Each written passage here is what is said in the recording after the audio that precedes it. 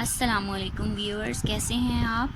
हमने यहाँ पर एक चैनल क्रिएट किया है जिसमें 9, 10 फर्स्ट ईयर और सेकंड ईयर की फ़िज़िक्स और मैथमेटिक्स के कुछ टॉपिक्स, कुछ सॉल्व एक्सरसाइजेज़ अपलोड की जाएंगी। तो आप लोग प्लीज़ मेरे चैनल को लाइक, सब्सक्राइब और शेयर ज़रूर कीजिएगा। इसमें काफ़ी बेनिफिशेंट वीडियोस अपलोड की जाएंगी। उसके अलावा अगर आपको कोई भी टॉपिक चाहिए हो, उसकी डिटेल्स या डेरिवेशंस चाहिए हों, तो आप कमेंट सेक्शन में जाके डिमांड कर सकते हैं। तो आज मैं आपको यहाँ पर सिखाऊंगी laws of logarithm. Logarithm 9 class की मैथमेटिक्स से रेलेवेंट टॉपिक है। तो इसमें आप देखें कि अगर आप लोग एक दफ़ा लॉज सीख लेंगे इसके, तो उससे आपको एक्सरसाइज को सॉल्व करने में भी बहुत ज़्यादा आसानी हो जाएगी और ये लॉज आगे तक आपके काम भी आएंगे। तो यहाँ पर हमारे पास पहला जो लॉ है वो है log a m multiply by n।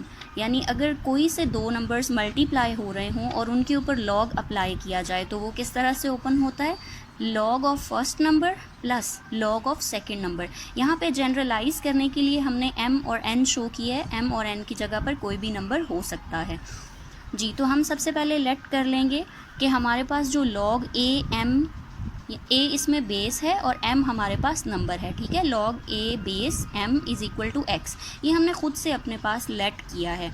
इसी तरह से जो log बेस a n है उसको हमने y के इक्वल लेट किया है।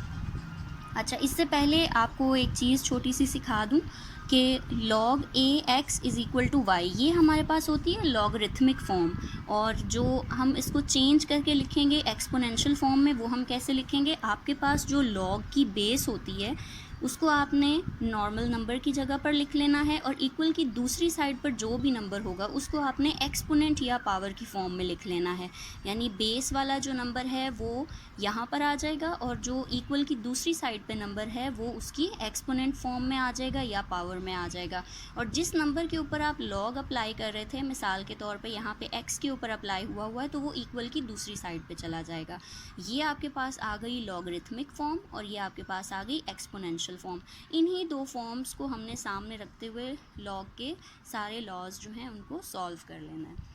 तो वापस आते हैं, हमने x को इक्वल किया था log बेस a m और y को इक्वल लिया था log बेस a n के। अब मैं इसको एक्सपोनेंशियल फॉर्म में लिखूंगी। ये दोनों मेरे पास लॉगरिथमिक फॉर्म्स थी, अब ये एक्सपोनेंशियल फॉर्म आ जाएगी। तो इसको हम कैसे लिखेंगे, ये देखें, ये हमारे पास जो a है बेस, इसकी अस्सलामुअलैकुम व्यूअर्स, कैसे हैं आप। हमने यहाँ पर एक चैनल क्रिएट किया है जिसमें 9, 10 फर्स्ट ईयर और सेकंड ईयर की फ़िज़िक्स और मैथमेटिक्स के कुछ टॉपिक्स, कुछ सॉल्व एक्सरसाइजेज़ अपलोड की जाएंगी। तो आप लोग प्लीज़ मेरे चैनल को लाइक, सब्सक्राइब और शेयर ज़रूर कीजिएगा। इसमें काफ़ी बेनिफिशेंट वीडियोस अपलोड की जाएंगी। उसके अलावा अगर आपको कोई भी टॉपिक चाहिए हो, उसकी डिटेल्स या डेरिवेशंस चाहिए हों, तो आप कमेंट सेक्शन में जाके डिमांड कर सकते हैं।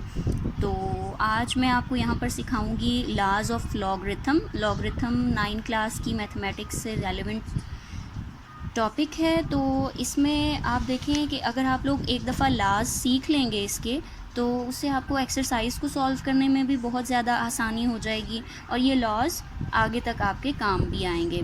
तो यहाँ पर हमारे पास पहला जो लॉ है वो है log a m multiply by n। यानी अगर कोई से दो नंबर्स मल्टीप्लाई हो रहे हों और उनके ऊपर log अप्लाई किया जाए तो वो किस तरह से ओपन होता है, log of first number plus log of second number. यहाँ पे जनरलाइज करने के लिए हमने m और n शो किया है। m और n की जगह पर कोई भी नंबर हो सकता है जी। तो हम सबसे पहले लेट कर लेंगे कि हमारे पास जो log a m, a इसमें बेस है और m हमारे पास नंबर है, ठीक है। log a base m is equal to x, ये हमने ख़ुद से अपने पास लेट किया है। इसी तरह से जो log बेस a n है उसको हमने y के इक्वल लेट किया है। अच्छा, इससे पहले आपको एक चीज़ छोटी सी सिखा दूं कि log ax is equal to y, ये हमारे पास होती है लॉगरिथमिक फॉर्म। और जो हम इसको चेंज करके लिखेंगे एक्सपोनेंशियल फॉर्म में, वो हम कैसे लिखेंगे, आपके पास जो log की बेस होती है उसको आपने नॉर्मल नंबर की जगह पर लिख लेना है, और इक्वल की दूसरी साइड पर जो भी नंबर होगा उसको आपने एक्सपोनेंट या पावर की फॉर्म में लिख लेना है। यानी बेस वाला जो नंबर है वो यहाँ पर आ जाएगा, और जो इक्वल की दूसरी साइड पे नंबर है वो उसकी एक्सपोनेंट फॉर्म में आ जाएगा या पावर में आ जाएगा। और जिस नंबर के ऊपर आप लॉग अप्लाई कर रहे थे, मिसाल के तौर पे यहाँ पे x के ऊपर अप्लाई हुआ है, तो वो इक्वल की दूसरी साइड पे चला जाएगा।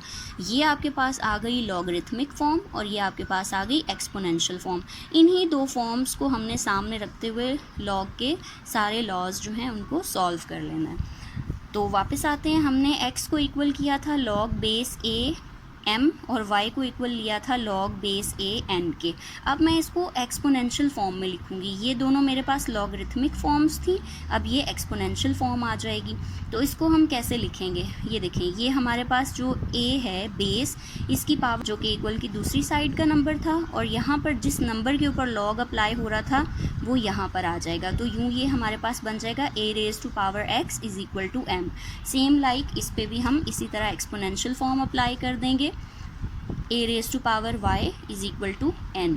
ये हमारे पास लॉगरिथमिक फॉर्म्स हो गई और ये एक्सपोनेंशियल फॉर्म्स हो गई। अब अकॉर्डिंग टू माय रिक्वायरमेंट मेरे पास m n है, ठीक है, तो मैं m और n को दोनों को मल्टीप्लिकेशन फॉर्म में लिख लूँगी। अब मेरे पास चूँकि m की वैल्यू ये पड़ी हुई है और n की वैल्यू ये पड़ी हुई है, तो इन दोनों को मैं अप्लाई कर दूँगी। यानी m n is equal to ये m की वैल्यू और ये n की वैल्यू।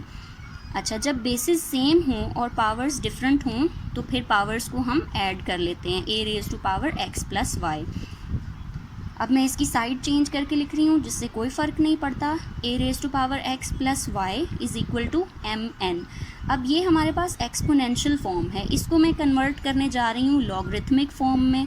तो log a m n is equal to x plus y, वही वाला रूल, जो बेस है वो आपके पास log की बेस बन जाएगी, x प्लस वाई चूँकि एक्सपोनेंट में है तो वो इक्वल की दूसरी साइड पे चला जाएगा, और जो m n पहले से ही इक्वल की दूसरी साइड पे मौजूद था उसके ऊपर log अप्लाई हो जाएगा। और हम इनकी x और y की वैल्यूज़ को वापस पुट कर देंगे। जब x और y की वैल्यूज़ वापस पुट की जाएंगी तो आपके पास ये कुछ इस तरह से बन जाएगा log a m n, यानी ये चीज़ हमने वैसे ही नीचे उतार ली, इक्वल्स टू, अब ये x है तो इसकी जगह पे इसकी वैल्यू लिख दी गई log a m, और ये प्लस का साइन अपनी जगह पे रहेगा। इसी तरह से ये जो y है इसकी जगह पर इसकी वैल्यू लिख दी गई log a n, और यूँ आपकी रिक्वायरमेंट पूरी हो गई। और यहाँ पर आपका log का जो फर्स्ट लॉ है वो प्रूव हो गया।